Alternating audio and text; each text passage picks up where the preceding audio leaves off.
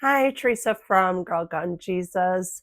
This is second episode I'm making. Still learning, still don't know exactly what I'm doing. I just know that I'm going to turn my tests into a testimony and my mess into a message. So for those of you that have gone through things similar to me, I know Jesus is with you. And for those of you still struggling to believe, Jesus is waiting with open arms. He's there and willing, waiting. So this month has been an intense roller coasters of emotions with the EMDR therapy that I have started to heal some of this trauma, this PTSD that is part of who I am at the moment. And this last week had an intense session. I did let the girls know that what I was going through was not their fault. My 5-year-old granddaughter told me when I told her I was overwhelmed, overstimulated, and I could not regulate my emotions at this time due to the tense. I was very ornery, very irritable, and I needed them to know that it was not their fault. That my emotions are not their responsibility, they're mine. Because I know what it's like to walk on eggshells around people who are mad and angry. And my 5-year-old granddaughter said, "Grandma, I know what you can do." I said, "What?" She said, "Listen to Jesus music." I just want to thank God that whatever He's doing in my family is working and it's showing, and you can see it, and everyday moments like those, when Grandma needs help, that they have ideas too. Usually we just breathe together when we're upset, we're crying, and we can't control our emotions. We try breathing and stuff. Excuse me. So I am supposed to share some stuff that's happened right in this last month that's brought me closer to Jesus, brought me through things, helped me with my healing process. And so recently I got a new tattoo, and I'm not good at this, so we'll try, see if we can see it. It is my life verse. Yes, it is big, but it's beautiful. And if you don't like tattoos, you don't believe we can agree to disagree on things. It's okay. We're all different. But it says, God is within her. She will not fall. Psalms 46:5. That's my life verse, because so many times in my life I was scared to try.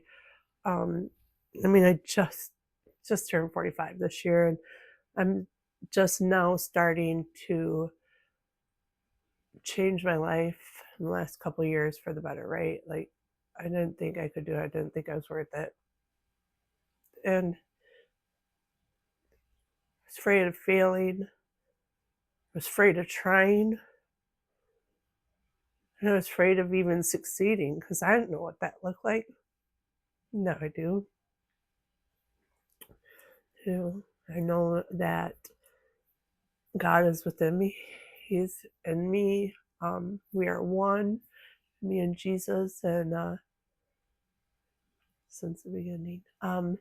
And because that I can't fall, I won't fail. Maybe what I'm planning to do, maybe this channel, me making these videos, isn't God's plan for me. I don't know, but I'm going to try, because God is within me. I will not fail. I will not fall.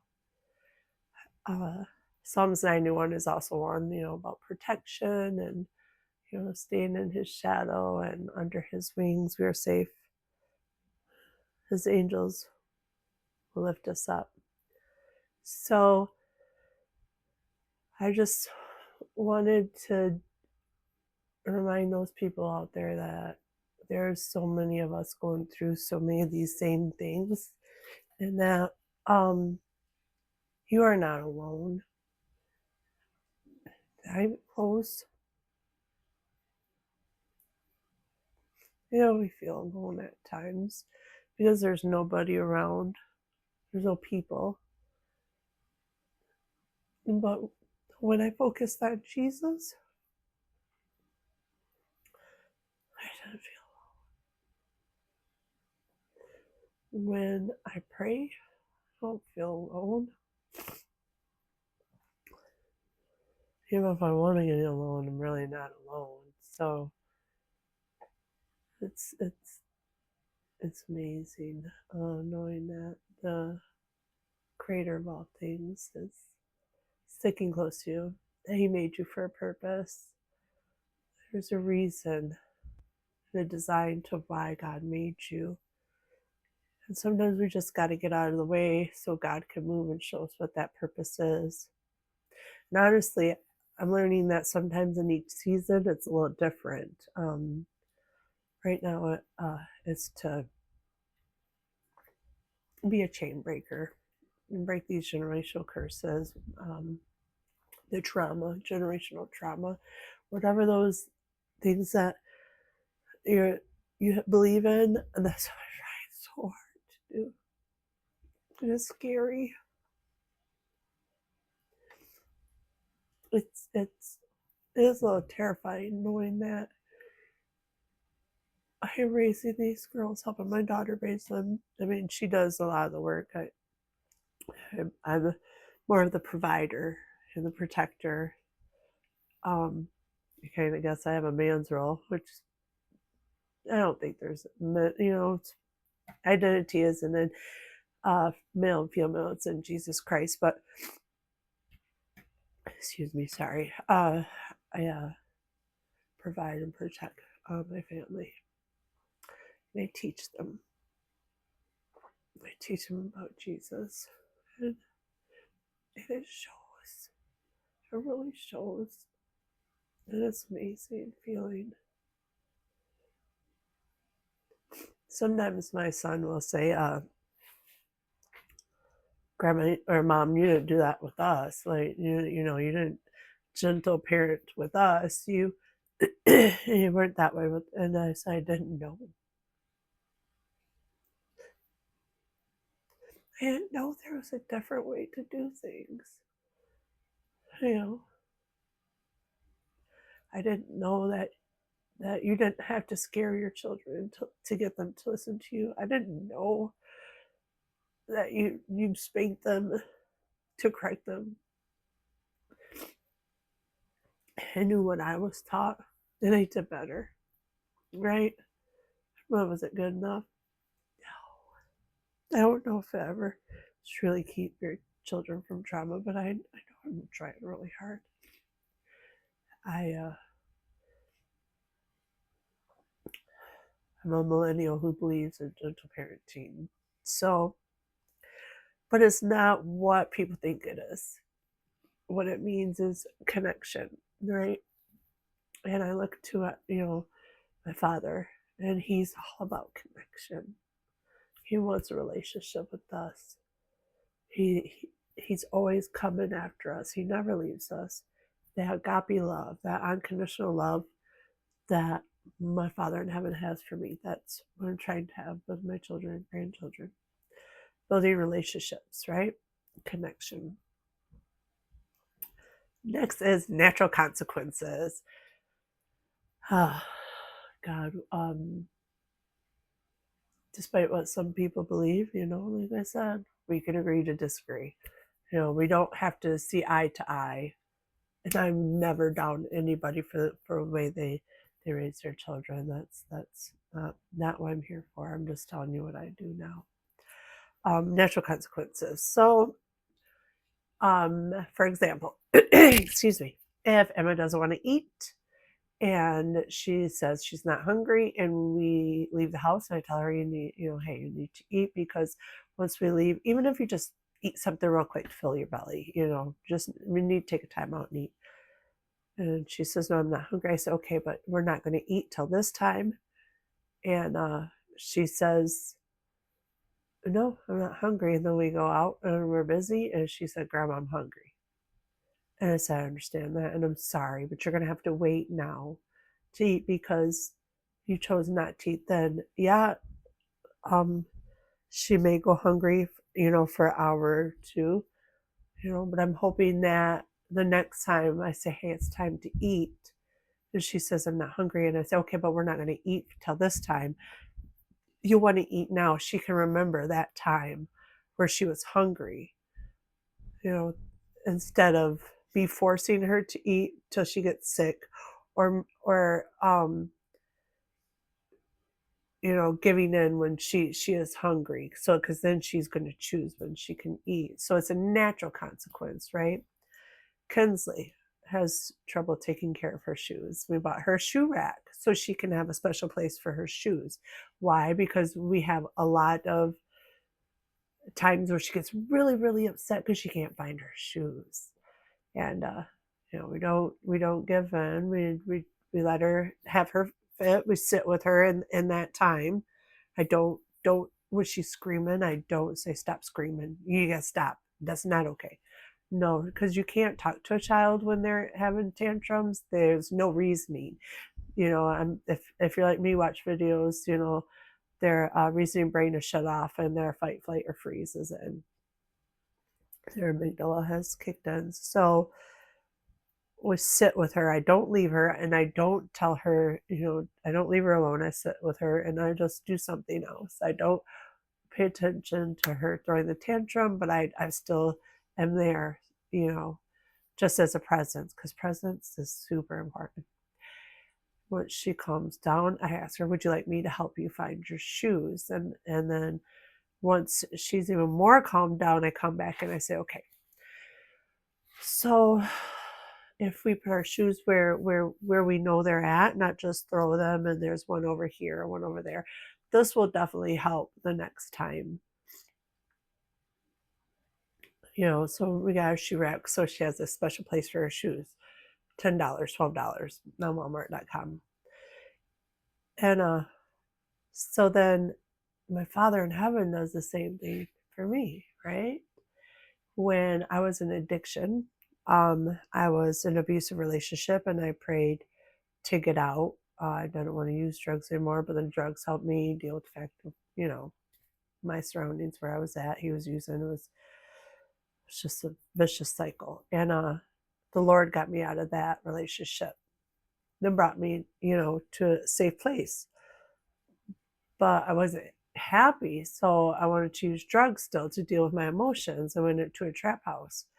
The Lord brought me out of that unsafe situation, and then I put myself over here in this house of strangers, people doing drugs. I didn't know who they were. I just knew I got drugs at that house. So long story short, I got hit in the face, broke my face. If you watch my testimony, you'll see it. Natural consequence. The Lord took me out of that unsafe, that unhealthy domestic abuse I was facing daily, into a safe place. It was a homeless shelter, but it was still safe, right? There was no man that was going to get me there. I was safe. But that wasn't content. That wasn't enough for me. I needed to go get high. I needed to not read, And so, yeah, natural consequence. You put yourself in this position where bad things can happen. You can't be mad and say, that was God's fault. I can't. I don't say that, God was punished me. I don't believe that either. I mean, no, I believe that God allowed things to happen that wouldn't have happened if I hadn't put in that place at that time. It was my choice. The consequences, I got hit in the face, had to have facial reconstruction. And in the time, I got sober, and here I am today. So gentle parenting is about connection. It's about natural consequences. And so it's not like you're just letting your children get away and, like giving them everything when they want. No, it's not that at all. It's just not punishing your kids violently or abusive neglect. There's no neglect. That's about presence. You're there, you're with them, you're going through it. And when I look around And my grandkids are being good in the stores because we set boundaries before we go in that they're not going to ask for this. We're not getting this. Maybe next time we can do that, but today this is what's happening. There's no crying. There's okay, not all the time. Sorry, please forgive me. There has been times that we've had to leave the store because of the crying. But like I'd say 90% of our shopping experiences are good. I also just notice when they're great kids. The Lord has blessed me with these amazing grandkids, and they're doing so well, and they're so smart, and they love Jesus, and it's just an honor to be their grandma. And I don't do it alone. My daughter does most of the work especially with the EMDR when I come home. And they're so happy to see me, and I hug them, and I tell them Grandma's got to go lay down, and they feel so bad just to go lay down. I mean, I just got home, and I don't get to have that connection. I have to go lay down. But I'm trying to give myself grace and understand healing is hard, but it's worth it. And I just can't wait to see who these little young ladies are when they grow up. So I kind of am all over the place. Disclaimer,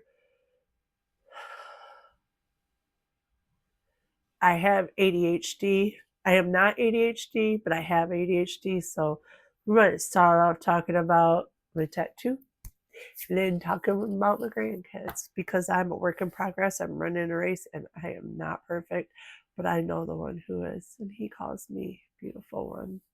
And he calls me the same. I don't know if this is what this channel is supposed to be. I don't know. But if you're watching this, thank you for watching this entire time and listening to me talk about my life, what I'm going through, what I've been through, what I'm trying to do to improve my life.